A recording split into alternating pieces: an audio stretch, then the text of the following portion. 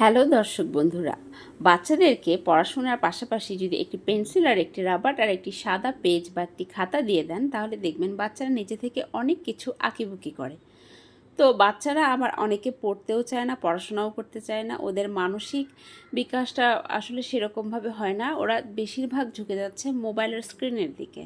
দেখা যাচ্ছে মোবাইলে ওরা নিত্য নতুন অনেক কিছু দেখছে, সেদিকেই তারা ঝুঁকে যাচ্ছে। তো তাদের হাতে অবশ্যই একটি পেন্সিল, একটি রাবার, একটি খাতা দিলে হয় কি, এরা সুন্দর সুন্দর জিনিস আঁকতে পারবে, ড্রয়িং করতে পারবে বা আঁকার ছলে পড়াশোনা শিখতে পারবে। বিভিন্ন লেটার দিয়ে লেখা লেখা বিভিন্ন সংখ্যা দিয়ে লেখা, বিভিন্ন নাম্বার দিয়ে লেখা, ড্রয়িং করা, বিভিন্ন নাম্বার দিয়ে বিভিন্ন রকমের ড্রয়িং করা যায়। তো এরা ড্রয়িংয়ের প্রতিও আকৃষ্ট হবে, আবার সুন্দর সুন্দর লিখতেও পারবে। তো বাচ্চাকে অবশ্যই একটি খাতা, পেন্সিল আর একটি রাবার দিন, যেন ওরা সুন্দরভাবে সুন্দর সুন্দর ড্রয়িং করে নিজেদের বিকাশ সুন্দরভাবে ঘটাতে পারে।